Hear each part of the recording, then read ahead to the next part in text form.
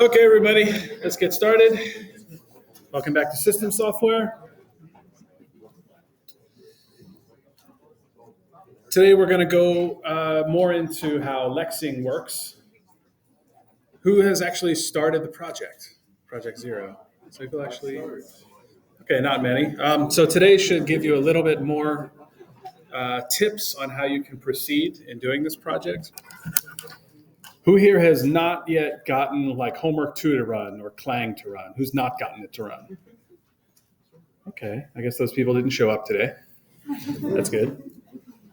I think most people have this cracked now. There was a few more people in my office hours today. I think most people are settled in. You have the tools, either if it's Windows or Vagrant. So I think everybody should be mostly set up.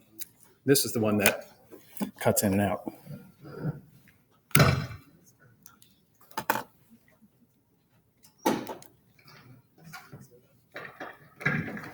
Okay.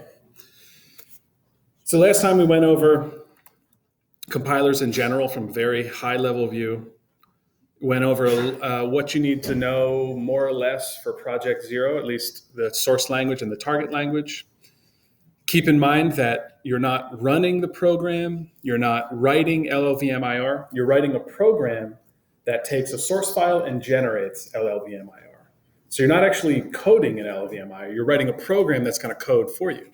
One way to think of this is the compiler is kind of a machine, a mechanical programmer. It's able to read your source file and write a new version of that program in a different language. So you're not the programmer here. The compiler is generating the code. The programming task you have to do is to write that compiler, which is not an easy feat. So for Project Zero, who has questions about Project Zero remaining? Yeah, what's your question? For the parsing and the Lexing, are we going over that today? We'll go over Lexing today. Yeah, we'll go over Lexing in more detail. Is it all right if we use an existing parser for parsing? No, you should write the parser in Lexer yourself. Okay. You should write it on yourself. Yeah, sure. You could take this grammar, and there are tools out there to automatically generate parsers for you. But yeah, you should be doing this yourself. You should be doing it yourself. Other questions on the meaning of the project or what you have to do? Yeah. So when we compile a program that right arrow at programming.lo, is that the pilot.lo or what's the right arrow? Sorry, so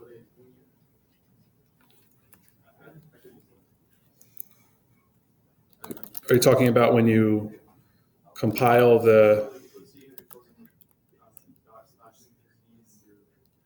Okay, so your compiler.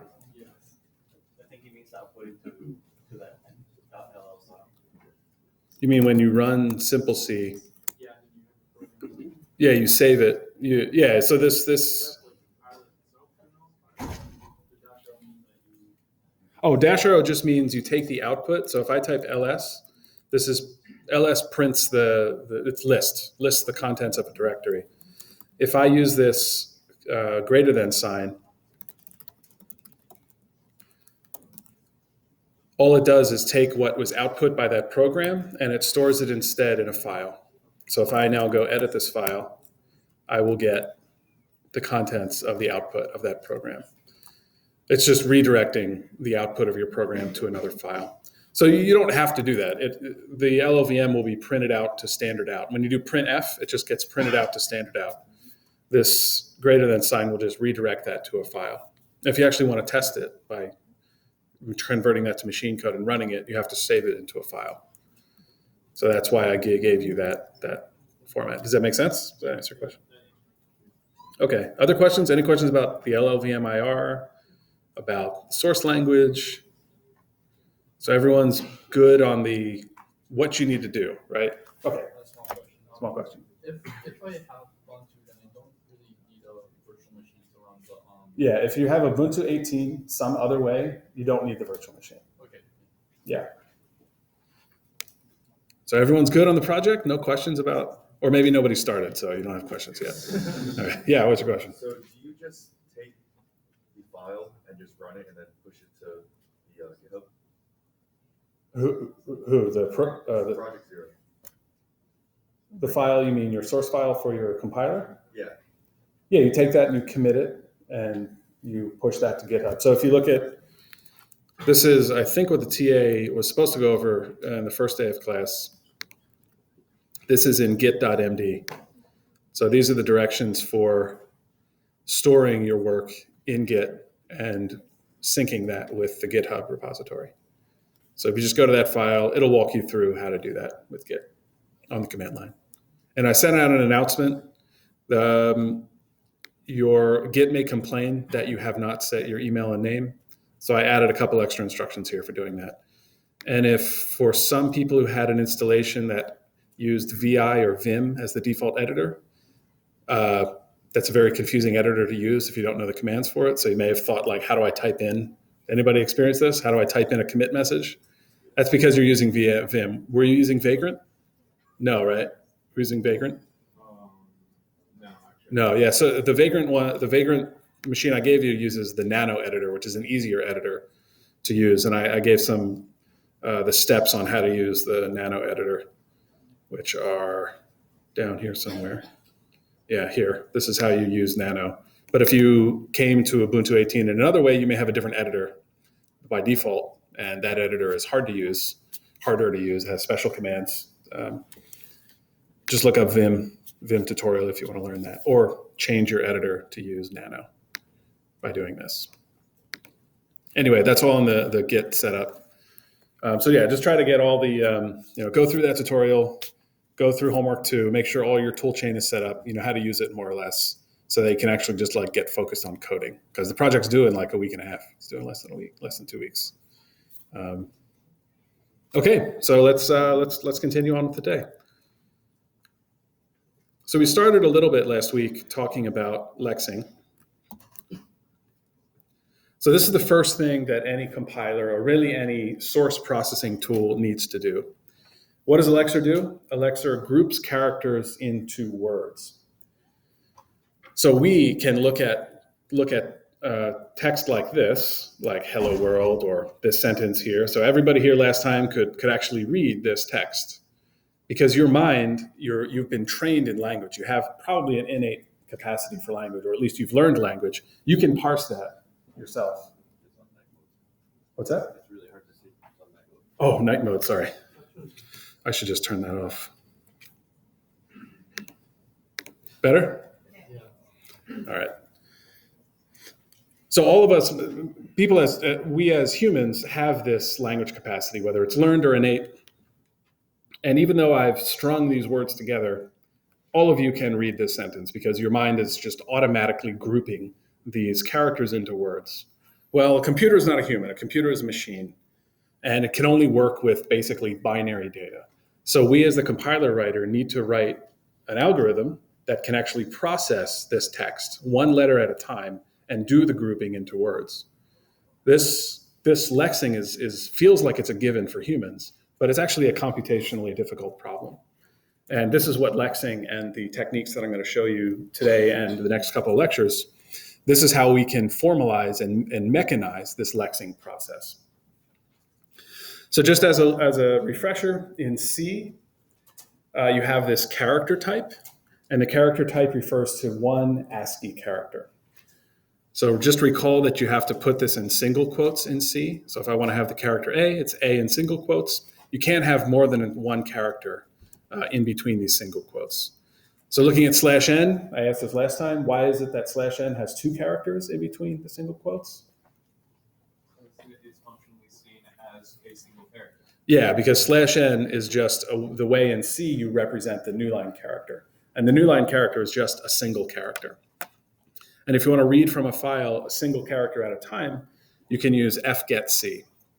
So there are ways to tokenize the input. There are like tokenization packages, but they're actually not going to work for our language because you have to pick a single delimiter for that.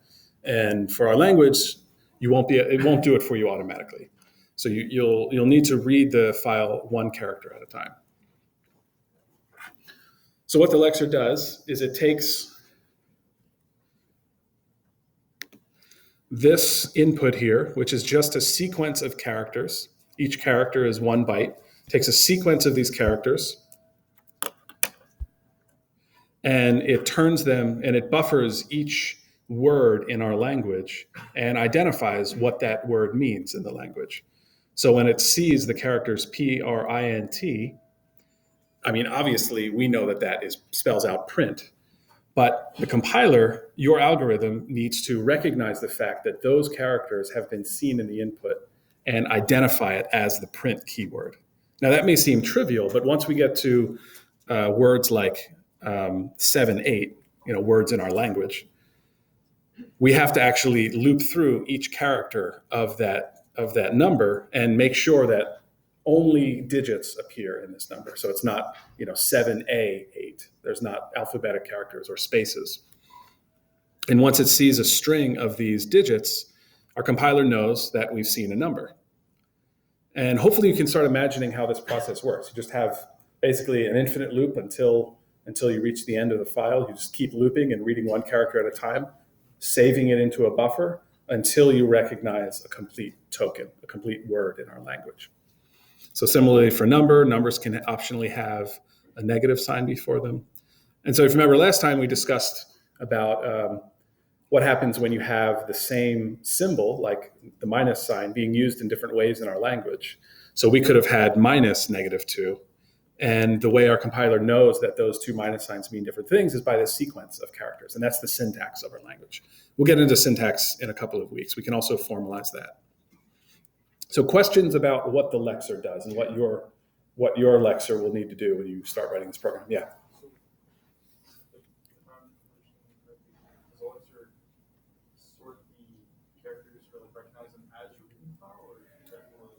Yeah, it recognizes. So, well, you have to define what you mean by reading the file. So the question is, does it recognize it as you read the file? Well, reading the file is taking in a byte from the file and putting it into your program's memory. So when I say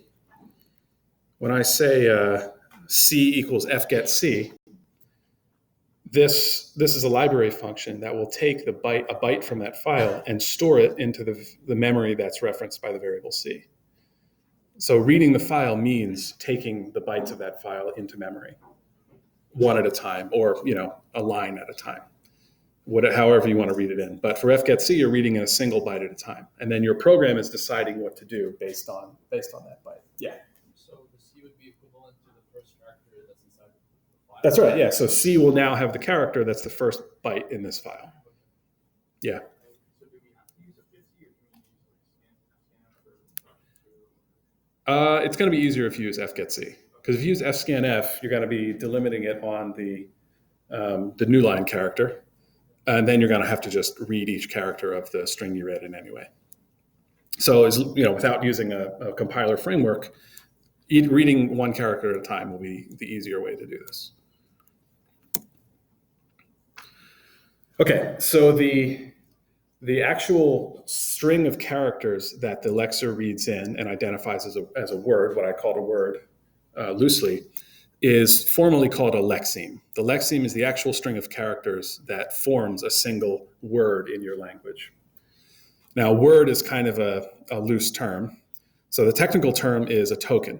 Token is the abstract name for that sequence of characters. So for the print keyword, the token is just, this is the print keyword, and the lexeme is, print. So that's a very kind of trivial token in our language. But for numbers, there's a lot of different sequences of characters that can be a number. We can have a minus sign, we can not have a minus sign, we can have any kind of digit, any length of these digits. There could be potentially 100 digits in this number. So there's, an unlimited variation in what can be a number. And so your Lexer has to be able to account for that pattern recognition, has to be able to account for all the different ways something can be a number and reject all of the other characters that can't be part of a number. So, for us, this seems trivial. This is very, very easy for a human to recognize this. But writing an algorithm to do this is actually not so simple. And there's some fundamental computer science that we'll learn over the next couple of weeks that describe and mechanize this problem. So I went over this a little bit last time. These are some examples of common tokens. These are examples of tokens with attributes. So keywords like if or print or else, these only have a single lexeme. So there's no attributes associated with this token because there's only one possible value that this token can have. But numbers, for instance, there's lots and lots of different lexemes that are valid numbers, and the attribute, don't worry about this pointer to table entry, but the attribute is the value of that token. So for us, for a number, for instance, the lexeme is the actual string of characters. The value of that token is the actual number, the representation of the number itself. And that may seem like a fine distinction until we look at how text is represented in the computer. So who's heard of ASCII code? You heard of ASCII code? Oh, everybody. Did you do this in like CS1, CS2? Yeah? Okay, so you know about ASCII. So who can tell me what ASCII code is then? Any takers? Yeah. So ASCII is essentially is a table where if this I think it's a single byte. If the byte's numeric value is a certain number, then it gets translated to this type of character or this type of action. Yeah, so that's exactly right. So you have we have a bunch of symbols that we want to represent, like the symbol for the letter N or the symbol for the letter M. But our computers, our processors only deal with, they don't even deal with numbers. They deal with like literally on-off signals at the electric level and sequences of these on-off signals. So in order to represent symbols, other kinds of symbols like Latin characters, we just associate each one of those symbols with a particular number. So 77 in decimal is associated with the number M. And this is not a law of nature. This is just a convention that humans invented. So all of the software that we write to process text has to agree on this convention. So there are other conventions besides ASCII. There's EBCDIC, which is IBM's old, probably not still used very much anymore in coding. There's Unicode, which uses 2 bytes, actually uses many bytes potentially for each character. But ASCII is still with us, and that's the encoding we're going to use for our compiler. And as your classmate said, each character is represented by a single byte. So how many possible characters can we represent with a single byte?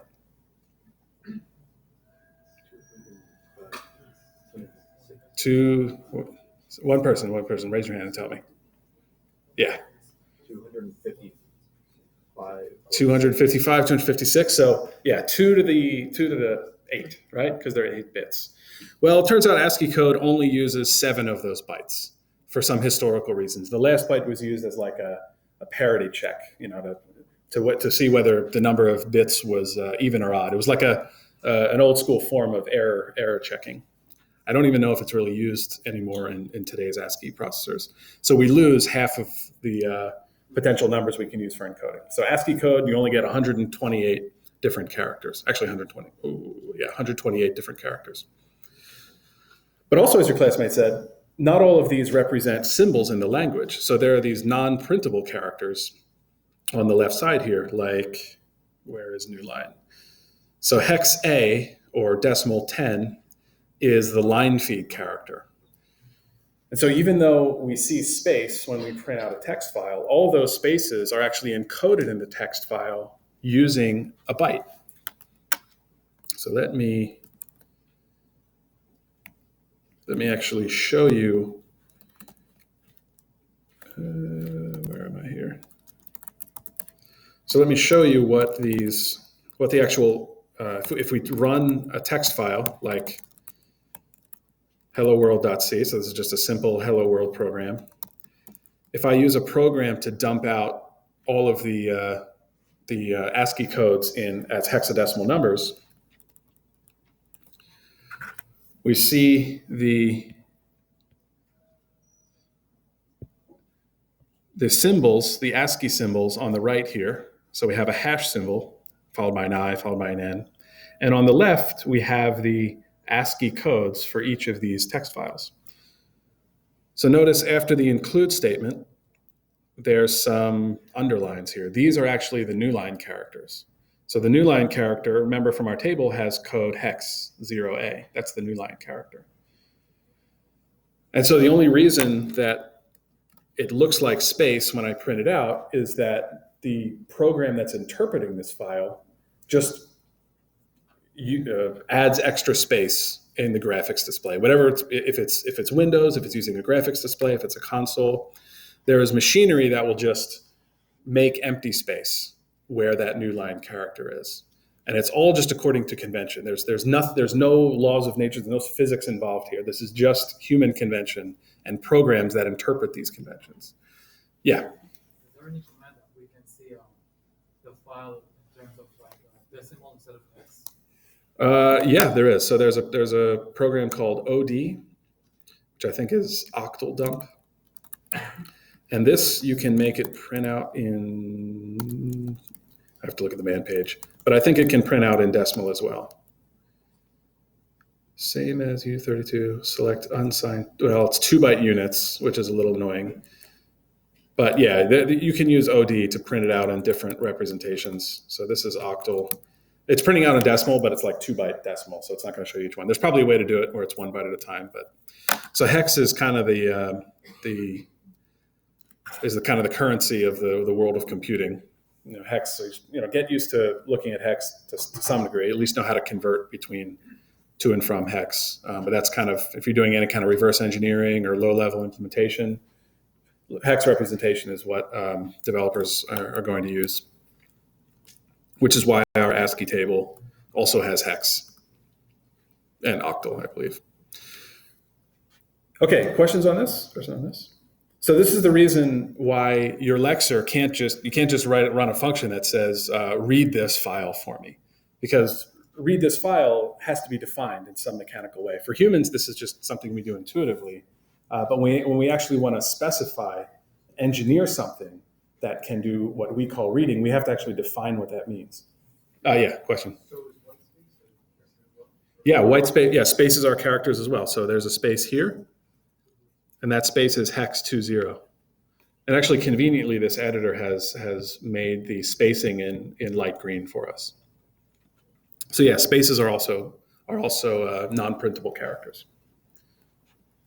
It's a good question. Good question. Okay, questions so far? Does this seem like an easy thing to do then, Lexing? Easy, hard? Okay. So yeah, as I mentioned, spaces are really just other characters, non-printable characters. And typically, we use spacing to delimit or separate different tokens in our language. So for our projects, we're just going to assume that all spaces, we just can ignore it, and that it represents the end of a token. And we can just treat it as if it's not part of any lexeme in our language. That makes it kind of easier to work with.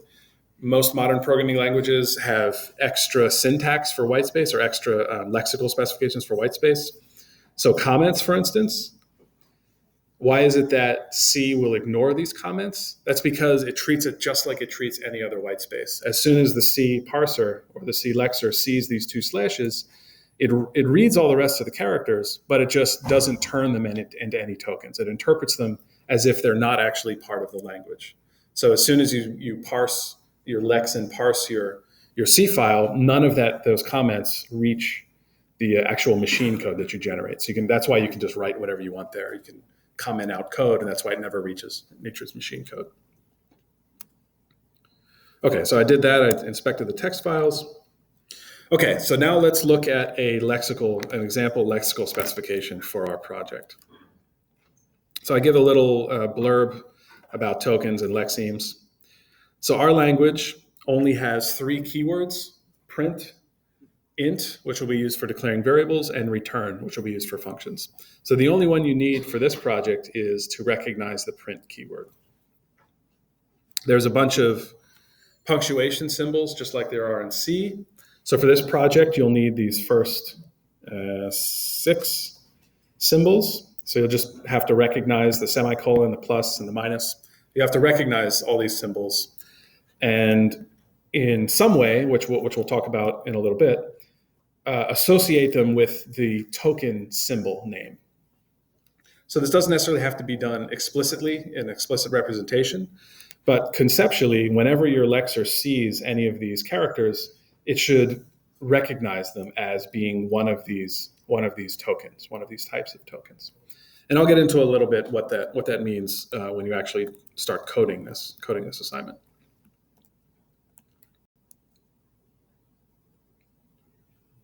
Come on, oh, why is it there? Okay. So one thing to keep in mind is that not all of these are an individual character. So keep in mind that you're reading one character at a time. So you can't just match, if you read, C equals F get C, you can't just match C against equals equals because that's two characters. So that's a little gotcha for when we start having more symbols that we have to recognize. That won't happen you won't have those symbols to recognize in this project. Okay, and also note in this specification that if we go down here to numbers and identifiers, that there's some special syntax that I use here to describe what these characters are.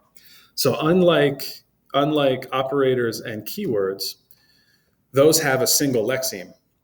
But remember that numbers, for instance, there are many possible lexemes that can be a number. And so the way we formally describe what a number is in our language is we use this language called regular expressions to mechanically define what we mean by a word in our language. And this is what I was getting at when saying humans sort of intuitively understand what words are in a language, but a computer just processes binary signals. So we need to write an algorithm that can actually do this recognition. And to even do that recognition, we need to formally define what we mean by a word in our language, what we mean by the language. And so these expressions here, this little syntax, is a pattern specification language called regular expressions. So who here has used regular expressions before? Who's used them? Not too many, actually. So, okay.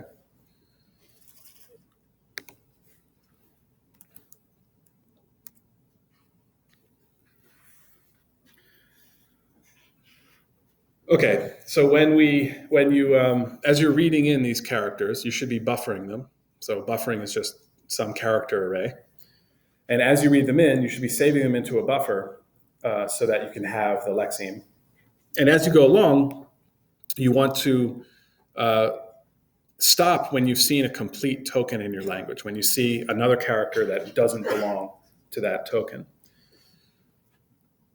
So one difficulty of recognizing keywords versus identifiers is that keywords have the same structure as identifiers. They're just a list of alphabetic characters. So how do we know when something is a keyword in our language? Well, you can just use string compare to do that. So you can treat all keywords as identifiers, and then after you've read in an identifier, you can just use string compare to say, is this the print keyword versus some other kind of identifier? There's also a bunch of helper methods like is punct or is alpha or is digit. You can I think I showed these in the last lecture, but you're free to use these library, the standard C library functions to help you identify what punctuation is versus digits. Okay, so the kind of structure that your Lexer will look like is you can just use if statements and while loops to actually do this pattern matching. So for instance, as some pseudocode for recognizing a digit, you have your empty buffer at the top, and you read in one character at a time and check, well, is this character a minus sign or a digit? Because that's the first thing that you can see in a number. And then if it is, you add C to the buffer. And in order to read the rest of the lexeme, you just loop. You keep reading in C and looping, checking to see if it's a digit and adding it to the buffer. And once you see anything else that's not a digit, you know that the number is over. So at that point, you've acquired your lexeme, and you know that lexeme is a digit at that point. Questions on this? Does it make sense so far, loosely? Yeah. So if we were to put in a multi-digit number, like let's just say 43. Yeah. When we return that token, we're not going to be passing the integer 43. We'll be passing essentially a char string of 43. Yes, because an LLVM. So if we were doing this in a you would keep the string. You would keep the string as the attribute. You don't need to convert it into a C integer type. Yeah, you can just keep it as the text value of that number. Does that answer your question? Yeah. Is there another question? Do you have a question? No. Okay, so I mean that's just like the basic algorithm for recognizing a digit in your Lexer. Pretty simple, right? Pretty straightforward. It's almost like mind-numbingly simple, actually. It's so simple that it's kind of hard to write these things because you're trying to read one character at a time. Yeah. Question. When it comes to the buffer size, if we don't know how many characters there are in the actual text file, how big do we make the buffer? That's a really good question. So how large should your buffer be? In C, you either have to have a fixed buffer or you have to use a library that allows for dynamic arrays. So I've left that a little ambiguous. Use something large like 4096 or something. I'm not going to give you huge lexemes that you have to process in. But remember, this buffer is for each lexeme, not for the whole file. If you use fgetc, you don't have to buffer the whole file. The underlying C library does the buffering for you. So you only need to buffer a single lexeme at a time. And we're not going to give you very, very large lexemes. So use something, use like a 4K buffer. Yeah. Oh, no. I'm saying buffering the entire file versus buffering a single lexeme. Buffering the file, you don't have to do because you just need to read one character at a time. In order to recognize a token and use it later, you need to buffer that individual token, the lexeme of that token. And so your buffer just needs to be larger than the largest lexeme in your language. Now, I don't want you to do too much crazy like error checking or bulletproof compilation. So I'm just not going to give you a large lexeme that's any larger than 50 bytes or something. So just use a large buffer like 4K. Yeah. So that we don't dynamically size the buffer. Yeah, you don't have to do that. If you want to be very careful, check the size, keep a counter of the size of your lexeme, and you can just throw an error if the lexeme is greater than the size of your buffer. That's okay. Just make sure it's big enough for the test cases that I give you. That's a good question. Okay, so there's a couple ways to actually implement this. And I'll let you choose which way you want to do it. So one is treat the Lexer as something that takes in a file and produces a stream of tokens or an array of tokens. So the way this works is that Lex takes a file and it produces some array of some token structure. And the tokens pair the token ID with the lexeme. So it's really just saving these lexeme buffers into an array. And the way you can identify what a token is you can just use your own numbering convention for these tokens. So each one of these tokens, like print, number, times, they each get its own number. And then each time you read one in, you just add it to your array of tokens. So that's one structure that you can use. Questions on this? Yeah. So like in very large architectures, are lexemes usually stored in a trie? So usually lexemes the only time you need to store string lexemes in like an industrial compiler is for identifiers. You don't need to store keywords. You don't need to store numbers. Numbers can be in a different representation. You might store numbers, but yeah, they'll use fancy structures like that. I don't really know what GCC uses, for instance. Yeah. Little silly question. I just want to understand what token is. Yeah. So token is basically all the functions that we're using, like if and all those basically functions or operators that we're trying think of them as words of the language. So the words of human language are nouns, articles, verbs. The words of a programming language are keywords like if. So if is not really a function. If is just a keyword that says I'm about to start an if statement. Okay.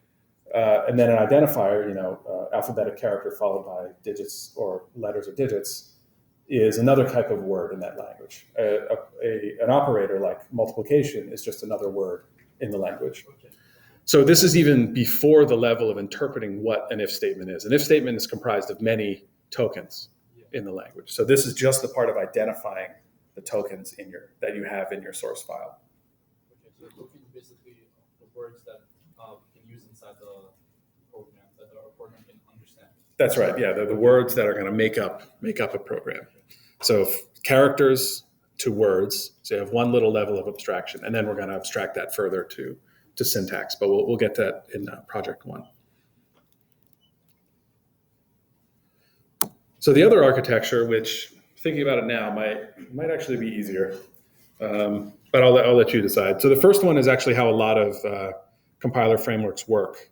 There's a separate Lexing utility that returns a stream of tokens, and then the rest of the compiler works from that stream of tokens.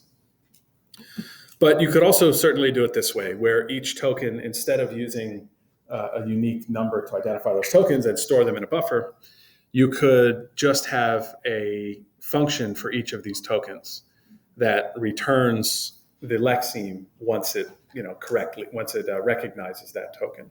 And if it doesn't recognize it, you can return null to say you can have some convention in order to tell other parts of the compiler that there was no identifier here. You tried to recognize an identifier, you failed to recognize an identifier, so I return null, for instance.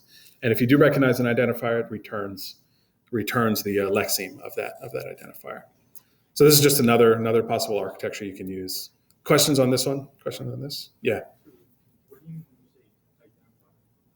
say identifier? So we haven't had identifiers are going to come in actually later. I probably should have used, for instance, a number here. So it's just one of the tokens of the language.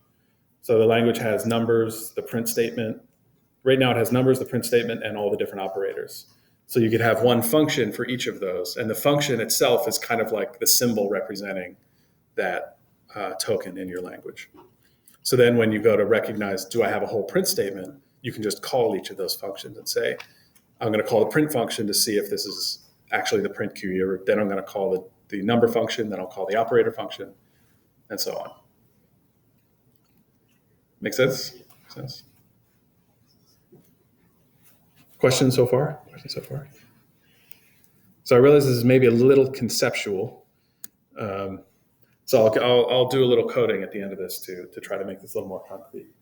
But I just want to get across the main point here is to take individual characters in your input and in some way, using either programming or other data representations, abstract this sequence of characters into a sequence of tokens that you can then use to recognize statements in your language. Okay, so one kind of minor but important point about how these lexers and also parsers, any kind of language processing tools work, is that they work by checking the next character in the input. So in order to know if we're seeing a digit, we first need to kind of look ahead one character and say, is this a digit character versus some other character that might represent a different token? So our Project Zero language is fairly simple. There's not a lot of complex syntax of the language. So there's not a lot of times where you have to distinguish between different kinds of tokens. But for instance, there are many operators in a language. So depending on how you write your Lexer, after you see a number, you have to look ahead to see which operator is next. And so you have to get the next character from the input and then check which operator do I have, and then consume the input and move on to the next digits, to the next tokens in your input. So so sometimes you will read a character and be, actually, I should just show this example here. Whoops. So for instance, as I'm reading 3 here, in order to know that I'm finished reading a number, I have to first read in plus. So when I read in plus, it's not part of the number lexeme. It's part of the next token in the input, but I've already read it in from the file. So we don't want to throw away that character. We want to save it. So what we can do is we can use ungetc, which is another function in C, another standard library function, to push that look ahead token back. Conceptually, it's pushing it back into the file. So we kind of speculatively look ahead and say, have I finished this token or not. And if I haven't finished it, then I can just keep consuming tokens from the input. If it's a character that isn't part of my current token, then I need to put it back into the file so that I can read it when I'm reading the next token. Make sense somewhat? Questions on this? Questions on this? So let me illustrate this. So when I call fgetC, I have 3 in memory, and that's no longer, you can think of it as being no longer in the file. If I call fgetC again, it's going to move on to the next character. So I see a digit, so I know that I must be lexing a number token. So then I call fgetC again to start reading the rest of my number token, but it turns out that it's not a digit anymore, so I know that my number token is over. So I recognize that I have the number 3. I can return from my token function, or I can save my buffer for 3. And I push that digit, or push that character plus that I read, push that back into the file. So I move, so that effectively that's moving my pointer in the file back a space. Question so far? You with me so far? Yeah. Why is this necessary? Why not just save the plus until we finish saving the 3? Well, where are you going to save it? In memory? You can save it in memory. You can do that. So you can do your own buffering, but then how do you know whether to look in your buffer or whether to use fgetC? So you have to make a decision every time you're reading in a character to say, do I have stuff in my buffer that I need to look at, or is that buffer empty and I can go to the file and read it in? So you can certainly set up your own buffered input system, but actually the standard IO library gives you buffering for free. It's actually doing that under the hood. So when you say fgetC, you're not doing a system call and saying, open up the file, read in a byte. It's actually just reading in a buffer of characters for you. So with ungetC, you can just not have to buffer it yourself and let the standard IO library buffer it for you. It just makes it a little simpler to do. But keep in mind that I think you can only do this for one character safely. For the languages I give you, I think you will not need to buffer any more than a single character. I hope that's true. I'm pretty sure that's the case. So ungetC is only, I think it's only safe if you look at the man page for it, it's only safe for a single character. Okay, so now when I go read my next token, I call fgetC again, and that reads in the plus token, and I say, okay, well, I know I must have the plus token. So at this point, you could certainly you could be a little more clever and say, well, I know it's a plus token. I know a plus only has a single character, but I like to make things really mechanical. So every token, I'm always going to read past the end of the token and call ungetC. That's just to make things simpler for me. You could certainly write this in a more clever way, not have to do as much buffering, not have to use ungetC. But I like to have a protocol where every time I read in a token, it goes one character past, and I have to back up one. So if you have to implement logic that has special cases, then it makes it actually harder to program. Okay, so I use fgetC again to confirm that I'm at the end of my plus token. I call ungetC again, and then I can move on and read the rest of my tokens in my input. Questions so far? Questions on this? Yeah. So fgetC gives you the character, and then you have to check if it's for example, for project 0. Yeah. It's either gonna be we're looking for a number or an operation. Or the print keyword. Or the print. Yeah. So after fgetC does the job, we have to check what this character represents. Yeah. So that's what the Lexer is doing. The Lexer is looking at the sequence of characters and creating an abstract representation that says, is this a print statement? Or is this a print keyword? Is this a number token? So none of that, none of this is for free. All of this, some programmer sat down and wrote.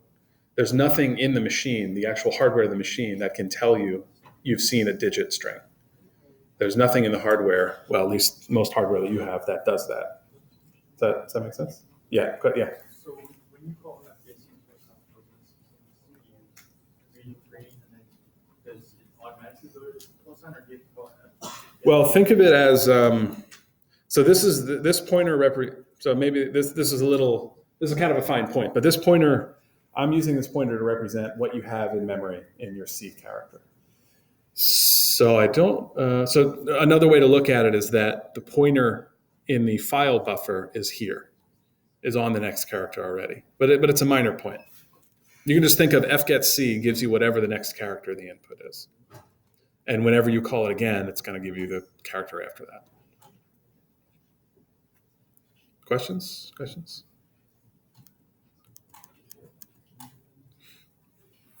Okay, so to see any of these functions, nifty little thing in Unix is you can just type man space the name of the function.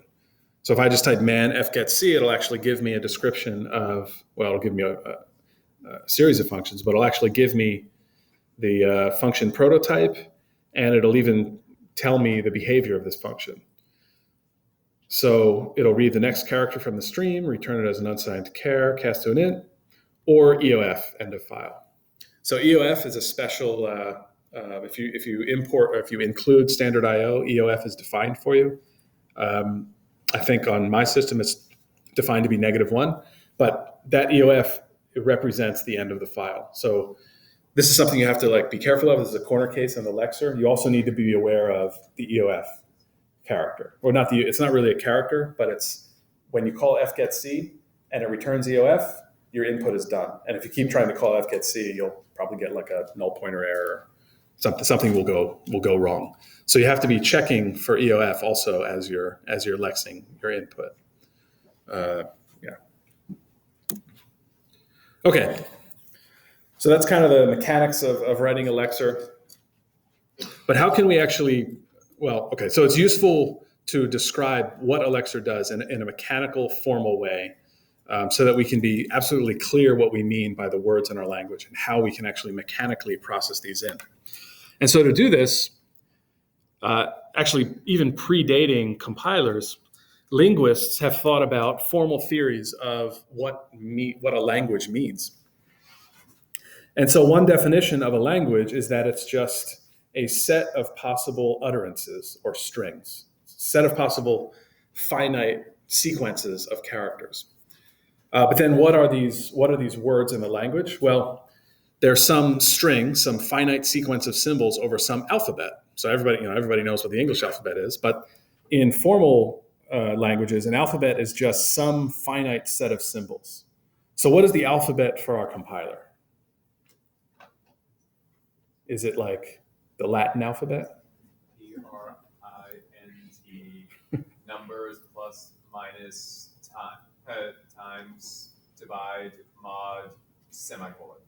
So yeah, for project 0, that is the set of symbols that we have in our alphabet.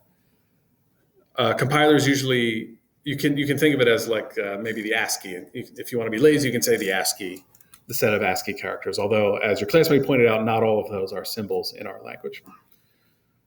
And then a string in the language is just a finite, so it's important that this is a finite sequence of symbols over the alphabet. So even though in the description of our language, digits may be unbounded, in an actual input file, you never have an infinite digit or an infinite number. So it's kind of a minor point, but you can just think that source files are going to be finite. They can be arbitrarily large, but you still know that they're going to be finite. And then a language is just the possibly infinite set of strings that make up that language. So each of the source files may be finite, but technically there's an infinite number of different programs that are valid. There's an infinite number of different C programs that are valid. You can always have extra nesting or more statements. You can always write more statements. So technically the C language has an infinite possible set of valid strings in that language.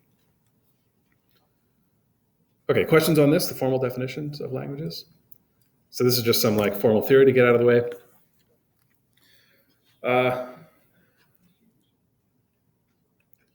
So let me actually do this. Okay, I'll do regular expressions.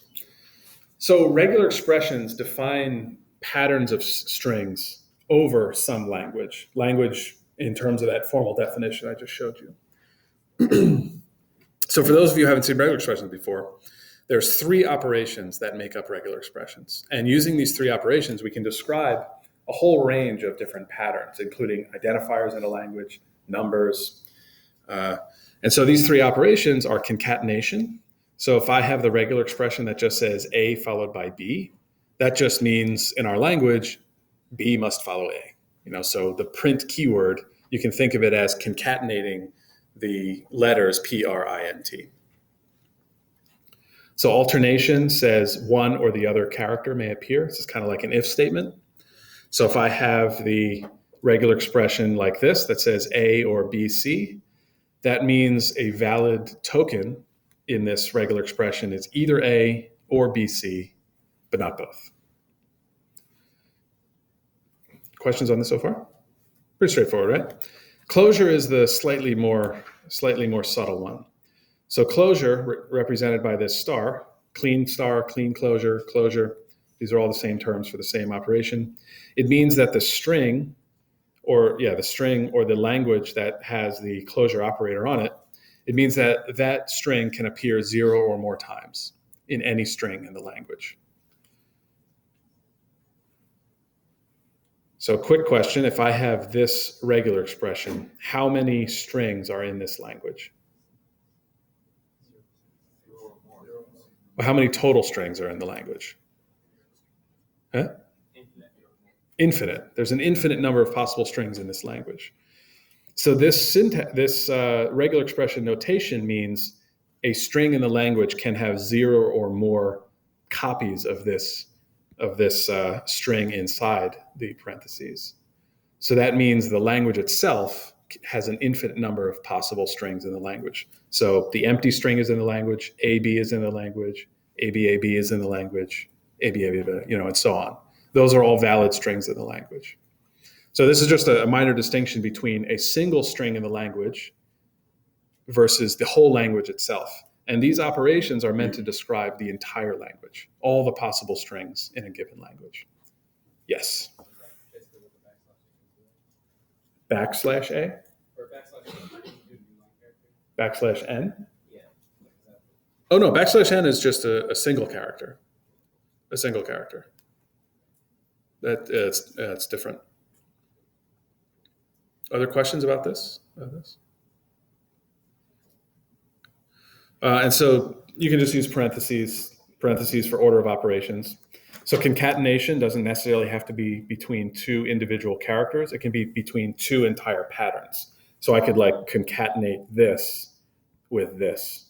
So if I concatenated A or BC with AB star, that would be all the languages where you have A or BC followed by 0 or more AB. Make sense? With me so far? Questions on this? Yeah. Say again? Oh, okay. That's a good question. I can show this now. So this is in the lexical specification. So I'll go over more what these symbols are. But notice here we have minus, and this question mark means 0 or 1 of minus. So there's either 0 or 1 minus character followed by a digit, followed by digit star. So remember, what's digit star mean? What does the closure mean? 0 or more. So we have 0 or more digits. So this means a number in our language is either 0 minus signs or 1 minus sign, followed by a single digit, followed by 0 or more digits. So this is exactly what a number looks like in our language. It's 1 or more digits, and it's optionally preceded by a minus sign. So using these regular expressions, we can very concretely specify what we mean by a digit in our language. It's all well and good to say, well, a number has digits. It might be negative, might not be negative. But using this regular expression syntax, we can compactly and finitely describe all the possible numbers that can appear in our language. Even though this is an infinite set of possible numbers, we can actually use this finite representation with regular expressions to say explicitly what the infinite possible set of numbers is in our language. Make sense? Is that too abstract? Yeah. So the number identifier followed by the optional -1, there are 2 digits there. Is that first the former digit identifier? Is that just symbolizing that there has to be 1 digit? Yeah, exactly. So when it says digit followed by digit star, that's the same thing as saying 1 or more digits. It's equivalent to that. Yeah, go ahead. Are we going to be using the regular expression in some way after the lexing is done? The lexing is implementing the regular expression. So there are general ways to, which I'll go over in the next couple lectures, I'll go over the general way to take any regular expression and automatically turn it into code. There are techniques for doing this, but you'll be handwriting your Lexer. And I'll show you in the rest of this lecture how you can handwrite a Lexer given a regular expression. Okay, so just to bring this back to the whole formal notation, formal meaning of this, if we concatenate, if we do concatenation in the regular expressions, so remember, concatenation doesn't just have to be two characters, it's concatenating two patterns. So just like I said before, if we use this pattern followed by this pattern, that's concatenation. We can concatenate two entire patterns. And what that means, if L and M are the languages represented by two of these regular expression patterns, then the concatenated language, L followed by M, can be formally defined as every string from T followed by every string from L followed by every string from M. So we have two separate languages. They have potentially infinite set of strings. When we concatenate them, what's happening conceptually to the language is we take every string from the first language and concatenate it with every string from the second language. So if I have two languages, they each have 3 strings in them. How many strings are in the resulting language? 3 strings in L, 3 strings in M. I concatenate the languages. How many strings do I have? I heard 6. I heard 1. 3. 1, 6, 3. That's a nice sequence. What's the next sequence after 6? 9. Yeah. So there's this is like, the Cartesian product. You have, is that the right term? I might be using fancy terms that I don't know. Okay, you have 3 strings in one, 3 strings in the other. So if it's ABC, 1, 2, 3, how many different combinations are there? It's 9, right? Am I crazy? It's 9, right? It's 9, yeah. So there's 9. Yeah, now I'm doubting myself, but yeah, I think it's 9. A1. Yeah, it's 9. Okay, so that's concatenation. You're just taking every string in the first language, concatenated with every string in the second language.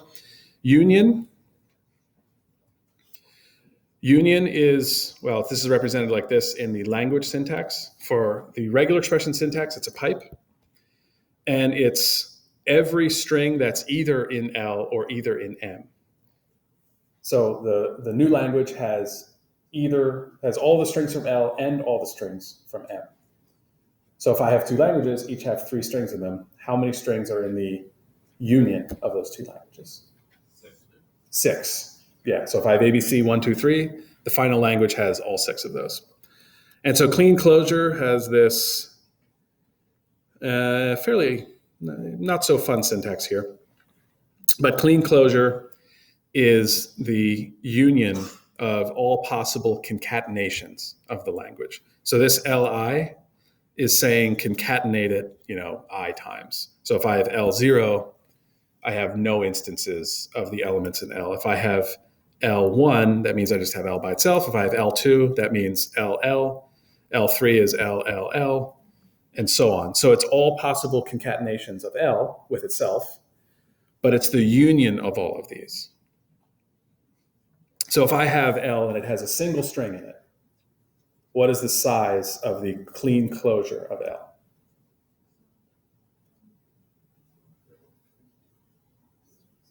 There's a single string, A. How many strings are in the clean closure of that language? Infinity, good, yeah. It's an infinite number. Because this is unioning all the languages that represent all the possible concatenations of L with itself. Yeah, you can have A, you can have nothing, you can have A, you can have AA, you can have AAA. So I would recommend reading the Dragon book and maybe sitting down and contemplating this for a second, but it's really just the distinction between the string itself and the size of that string versus all the possible strings that the pattern represents. So intuitively, when you see A, B star, you know that it means 0 or more of A, Bs followed by each other. But in terms of like languages and the formal definition of languages, that means there's an infinite number of possible strings. So this closure is why we can actually represent an infinite set of possible instances of a pattern with only a finite representation. So anyway, maybe that's getting a little too formal. But so positive closure is just like clean closure, except it means one or more. So we're starting with one copy of L. That's all it means. All right, questions on this so far?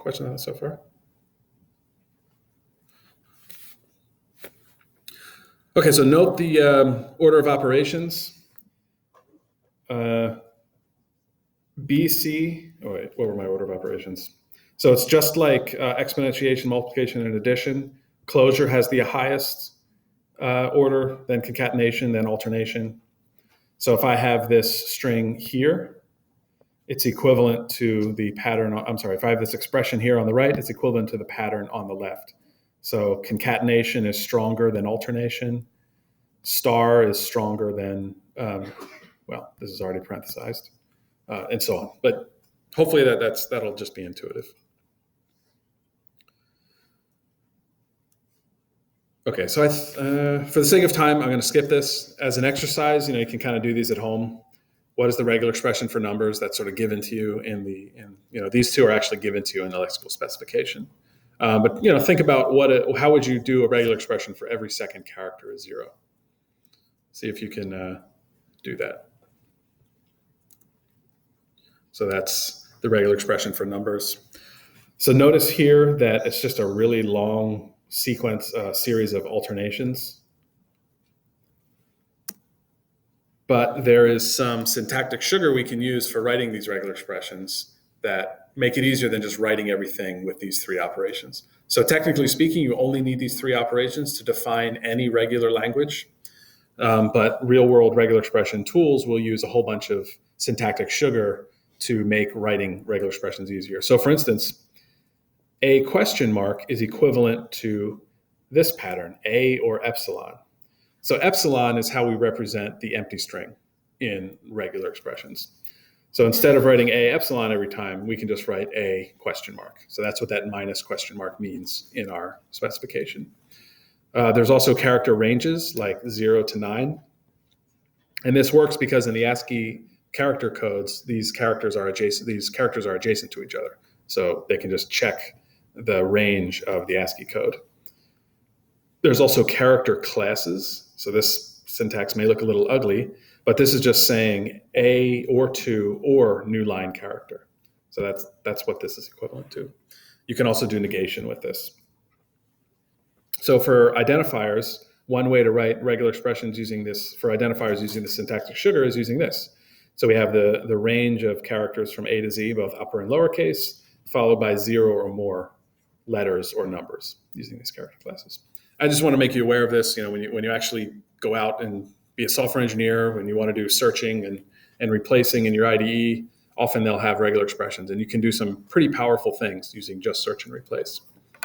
So the Dragon book has a full set of these syntactic sugar, these different syntactic conventions that you can look at. So I'm going to skip doing egrep so I can show you how to hand code Lexers. So grep is just a command line tool for doing pattern matching in Unix, but I'm going to skip that. I can cover it later. If you're interested, come talk to me and I'll show you that. But I want to show you how to hand code these Lexers with a little bit of an example. So concatenation is just a sequence of statements. So for instance, if I have the regular expression A followed by B, I just read in A, check that indeed the character is A. I read in a character, check that it is indeed A. Who's seen assert before? Have you ever seen assert?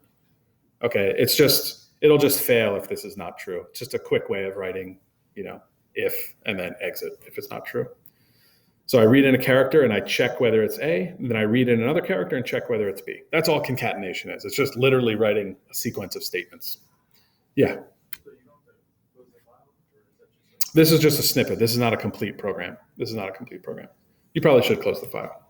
It'll be closed when you exit the program anyway. So for alternation is equivalent to an if statement. So if I want to check A or B, I read in a digit and I check, is it A or is it B?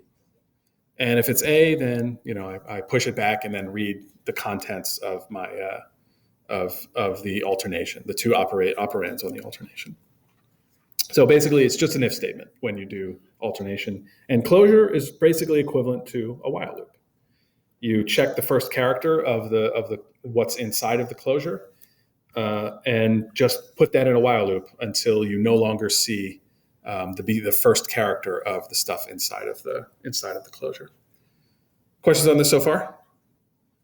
So I'll code an actual example of this, but basically concatenation is just statements, a sequence of reads in your program. Alternation is an if statement, and closure is a while loop. So when you see these patterns for digits or for numbers and for identifiers, you can really just basically translate them into code using if statements, while loops, and statements. So let me actually show an example of writing a very quick and dirty little recognizer. So I'm not going to buffer the characters. I'm just going to show matching. I'm just going to show matching regular expressions. Okay, so let's start with AB. So if I just want to recognize AB, it's really exactly what I showed in the slides. So I just check, I read in a character. Is it A? I read in another character. Check whether it's B. And I'm going to build it. And when I run it, if I put in some number of characters, I'm going to get this assertion failure. That's just checking whether the characters are what I want in the regular expression. So if I put in AB, it says it's recognized. Questions on this so far? Question on this? So just reading in two characters. Now say I want to turn this into A or B or capital D. So this is now my regular expression that I want to recognize. What do I use for alternation? Use an if statement. Yeah, good. So the way I'm going to do this, and you're free to use a different style, is I'm going to, instead of, I'm going to use ungetc to do this. So for my alternation, I'm going to take the first character of each of the alternates, and I'm going to use that as, I'm going to do a little look ahead and check which of these alternates I see by using my look ahead. So C is now my look ahead, and I'm going to use this if statement here to say, well, if it's A, then I do all this. But remember, I used a look ahead, so I'm going to do ungetc. So as you can see, this is kind of redundant to do, but I like to make things really mechanical, so I'm just going to do it out of rote. Otherwise, the other alternative is a capital D. And similarly, I push that character back, and then I write the code for recognizing the D character. Now, if I want to be really pedantic, I should probably do error checking here. So to make this quick and dirty, I'm just going to say it always fails. Assert 0 just means it always fails. So let's see if I have any errors. Ooh, no compiler errors. So there's using alternation. So now if I say D, it recognizes it. If I say AB, recognizes it. And if I say AD, for instance, not recognized. Question so far on this? Makes sense, right? Makes sense? So let's extend this a little bit more and add a closure here. So now how many possible strings are there in the language represented by this regular expression? Infinite, right? And give me 3 examples of strings from this language. A, B, capital D. What else? A, capital D, B. Let's hold on to that one. So we have ABD or A, capital D, B. Any other strings? Who else wants to say one? Now's your chance, yeah. Empty string, good, epsilon. Okay. So the way we do this is we use a while loop. So I'm going to be very mechanical here and just say while the first character is either A or D. So this is all the characters that can be at the beginning of my closure. So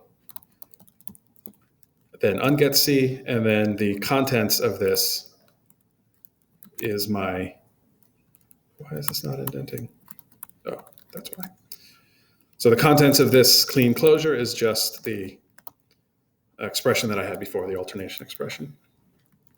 Oops. This should be ungetc. Okay, so sorry for rushing through this a little bit. I only have a couple minutes. So I read in a character, it's my look ahead, and I see whether it fits any of the possible first characters in my closure. And then I do the alternation, and then I actually do the concatenation and read the actual characters.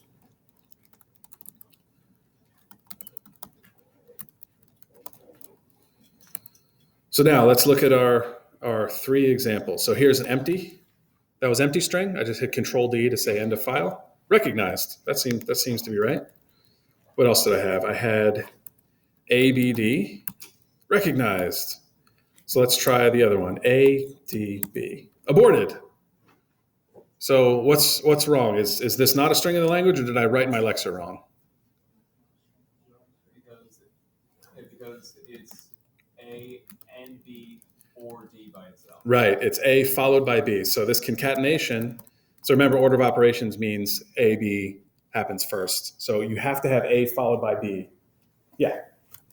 Wouldn't that implementation also just catch like an F because you're just not going to run the while loop and it'll go straight to recognize? Yeah, that's true. That's true. So I'm not checking for the end of the input. So if I were to do that, I'd have to like recognize a new line character. So I can just. So yeah. So this distinction is actually made in like regular expression tools. There's an explicit character. Usually, the money sign is used as end of input. So most regular expression tools will just pick out that pattern from a large body of text. So by default, they're anywhere in the text, and you have to explicitly say, I want it to be at the beginning or the end of the string. So that's kind of this little corner case that you just have to be aware of. For you guys, you're looking for EOF. You're looking for fgetc to return EOF, and that is the end of your input. And whenever you have whitespace, you just ignore that whitespace. So if these were tokens that we were reading, we would just you'd have a while loop that's reading in characters, doing the look ahead and seeing, is that white space? Okay, just move on, throw that out, go to the next one.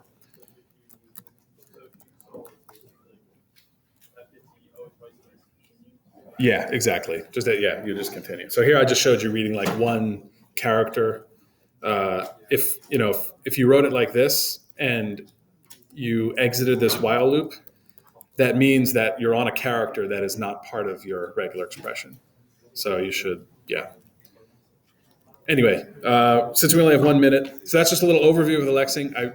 So this is easy, right? You can all just get started writing your Lexer and writing this little compiler. It's not that bad. Just sort of work through it. There are corner cases like the end of the file. But once you start coding it, I think it'll be clear. All right. So